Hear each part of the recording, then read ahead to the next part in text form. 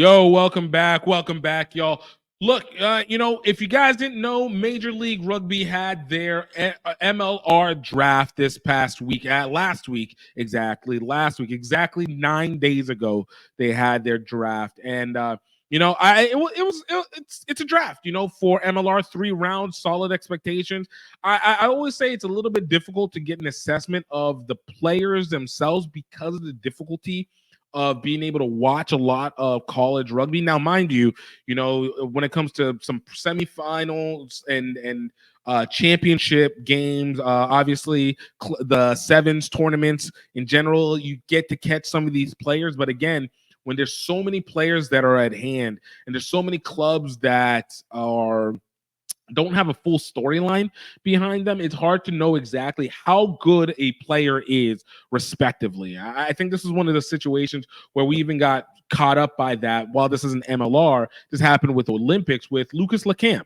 And, there's going to be people that have been like, oh, I already knew who Lucas Lecamp was. Like, I've known him since day one. Okay, that's great. But for others, like, you didn't typically watch UCLA rugby because it's not a consistent TV network that's showing UCLA rugby games, and you might have seen it in little bits and pieces at club champion at these championship matches or so, but you didn't get to see how legitimate like that guy was until you get into the biggest stage like the Olympics or even HSBC 7 series, and like, oh, this dude is kind of legit. Like, this dude's got something that's perfect. So with this one, I felt like it was the same. I knew a couple people that got drafted on there, but I simply did not know anybody. So when I'm going to talk about it right now, I'm talking about it in the positioning that I'm looking at how they presented the draft, because I think it's really more important how the MLR is presenting their draft versus so much like who exactly was getting drafted, because even as draft picks, there's no guarantees. The stakes are significantly low. Obviously, if you guys hear rumors back and forth, the payment isn't that great. So there's not like a whole lot to be able to hold on to on the players themselves.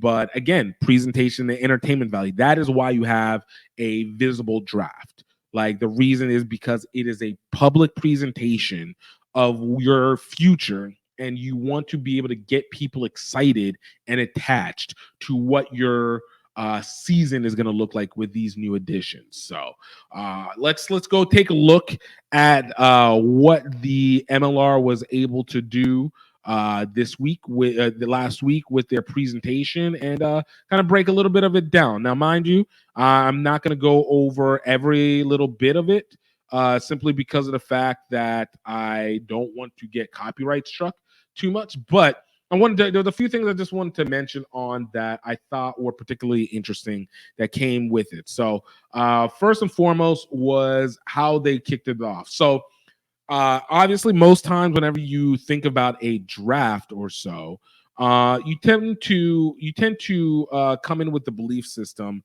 that you will be able to watch it live. You're going to see the reactions of the people who got drafted, and there's a whole experiential moment of like people getting a chance to live their dream and extend into this next level. And we take this from like the NFL draft, the NBA draft, not so much the baseball draft, even though I think they're trying to start to get that to that level. And obviously, if you watch hockey, maybe there's something there, but there's not something that's common amongst most other sports around the world. I don't think there's a cricket draft, and obviously there's not a soccer draft, because that's a whole slew of things. So this is particularly interesting. So like I said, it's set up for that. Whenever they did it in this one, I thought it was unique that they didn't do this live. It seems that they made this more of a video program. This is more it's a show, but it's a pre-recorded as opposed to doing it in the moment. And when I first saw that, it confused me, because at least initially I was like, what are you going to be able to do with the reactions? Like, how do you maintain all that? But I also was like, I think this is kind of a good idea, especially at this point, with that the MLR needs to do things that are a little bit, one, cost effective, of course, that are absolutely cost effective, but two, that function more for later viewing as opposed to appointment viewing. Like the MLR draft is not quite appointment TV at this moment. You know, it doesn't have enough gravitas to be able to do that. So to be able to do it as almost like a short documentary clip, it gives you a little bit more creative freedom of how you can express these players and teams out to where they are, and you can have a little bit more of a predictive model for it. So like just this intro alone, I thought was actually pretty good. I'm going to go into it right now. Let's show it. A dream to one day become a professional athlete. Then comes the work, learning the game, training your body to run like a machine, to compete like a warrior, to endure the hardships that make greatness possible, to push through to glory, willing yourself that with enough focus and determination, a dream can one day become a reality. Today, for 36 college athletes, the opportunity to play professionally in Major League Rugby will finally come true. It is time to announce this year's 2024 Major League Rugby College Draft selections.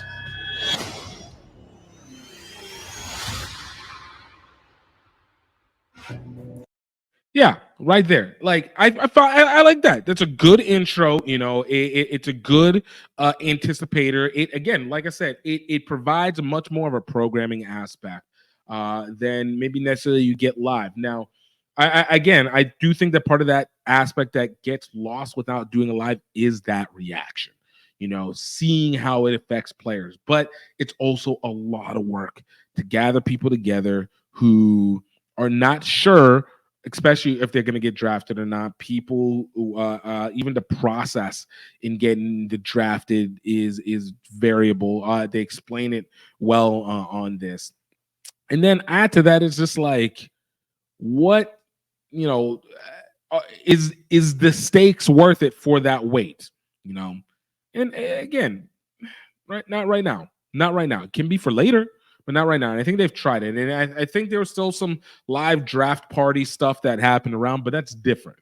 You know, it's not on the buck of the MLR. So the other thing that I did appreciate was that they had basically a singular host doing it. It was Mike Petrie. If you guys don't know Mike Petrie was a former scrum half and captain for USA Rugby. He played for the Ironworkers until New York Ironworkers until the Ironworkers folded. Is coaching at Xavier High School, which is based out of New York as well. Legendary player, man. You know, had been in this a long time. I did like the fact that they had basically a host to be able to guide through this. I did think that it was a good idea to have that. My takeaway was I wish they had multiple ones, because again, you have this opportunity where since you're not doing it live, you can film and record people in their respective times in preparation for this. So like you can make it more documentary style and giving all these different perspectives of what these players are, or what does it mean to be in the league, while kind of shifting through the draft process and really getting to understand, you know, what the significance of this is. Because again, this is all storytelling. Like these draftees are at the chapter 1 of this book called the MLR. So you want to be able to have this aspect where you're introducing us to these characters that are in it. And I feel like you could have done that with multiple people. You know, Mike Petrie was solid. I do feel like there was an issue though with personality. I think he was very dry. It sounded a little tired on it. And I would want somebody to be a little bit more excited on this. And let me show you what I'm talking about. Let's see if I can find where they broke down the what it takes to get drafted. All right. Anthem Rugby Carolina selected Eric Storty from St. Mary's College of California. Eric is 24 years old, 6 foot, 200 pounds, plays center out of St. Mary's College, one of the best collegiate programs in the country. Local California kid, played his high school rugby at De La Salle High School. He played 5 years at St. Mary's, going to a program in Anthem that is committed to developing domestic U.S. talent Everyone had him on their radar. Eric's already been in the USA Eagle player pool. It's only a matter of time before he gets his first cap. He's athletic. He runs fast. All right, so you get it, like, okay, you're reading off, and it's very dry. Like, again, I'm not excited. I'm just learning about who this guy is. It's like, cool, he's accomplished, but I'm not excited. Okay, cool, he's the first overall pick. But what? I need that personality to be like, yo, this is Eric Storty. Yo, he went to De La Salle, yo, one of the best high schools in the country. This guy was an absolute beast whenever he was in high school, and he took it that much further when he went to St. Mary's. Like, this man scored try after try. He is strong. That's what you want. So if you don't have a person who can do that for 36 draft picks, that is a lot to do for 36 draft picks. That's why you typically have 2, 3, 4 people on there. You want to be able to have it broken down into different people, and you bring those different personalities. Again, I'm not saying that they need to do it live. I'm just saying that you had an opportunity that you already know who you're picking. The drafts were done beforehand. The players already know what's going on. Like, if you go look through, they have the guys have already done green screen work and all that good stuff. And probably a lot of them are local, so they're within their areas. Obviously, St. Mary's is all the way out in California, and freaking Eric is going all the way to North Carolina. But again, like, the concept is you've already the work here is not to give me the listicles. The work here is to get me excited and hype. I should want to run through a wall with excitement for these players as a disconnected person from the team. So I thought this was a little bit the personality wise might not have been a great fit. Again, Mike Petrie is a legend in the game. Not hating on him as a player or a coach or what he's done. I'm just felt like maybe he himself by himself should not have been the sole host for this entire process, because it's a lot. It's a lot. It's a lot to do. But I did like that the work that they did. The camera work was really good. He looks good on there. And they brought this stuff together. Like, let's look at another. For the Seattle Seawolves.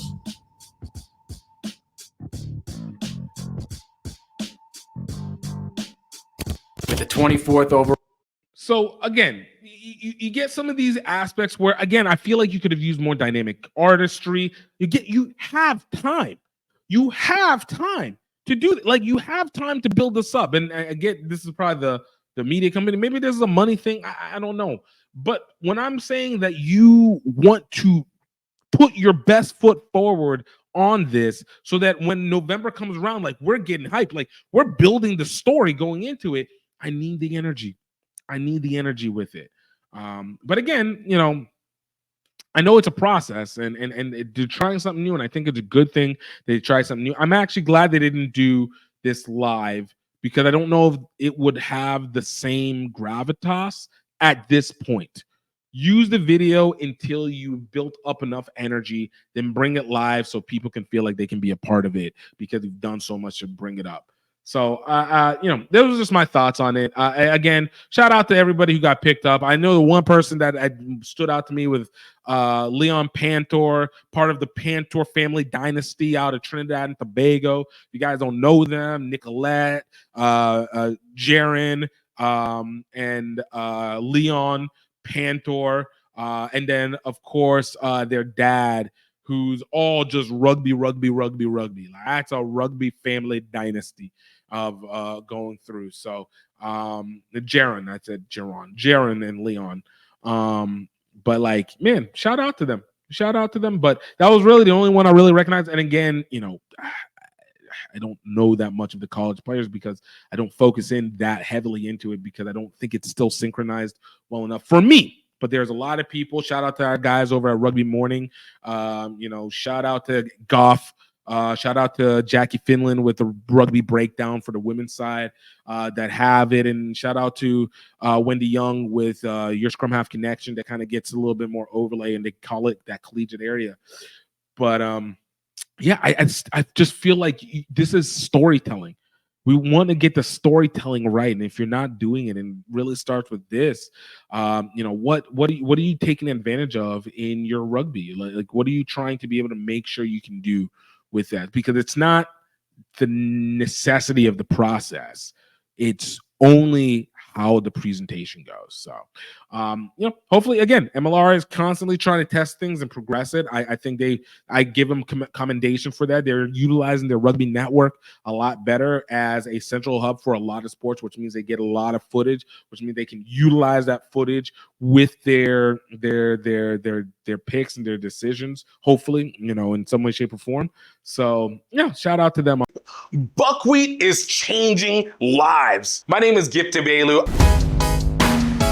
I'm here with Health Enhanced Foods, and I want to tell you about one of my favorite products on our shelves, buckwheat baking mix.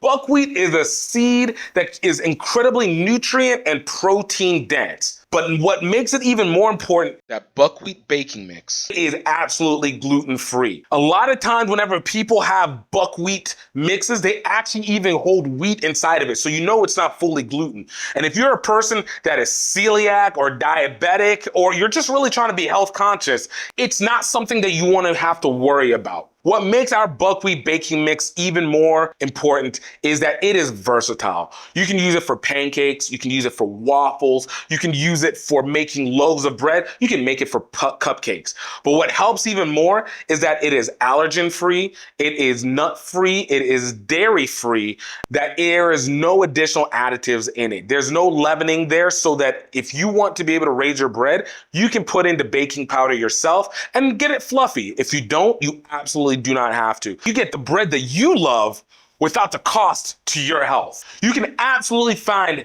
buckwheat baking mix at healthenhancedfoods.com. Absolutely check it out. Get your nostalgia back. Get back to eating and loving the way that you are, and absolutely get back to the energy that you know that you can get without having to destroy yourself. I'm looking forward to seeing you get it. Let's go.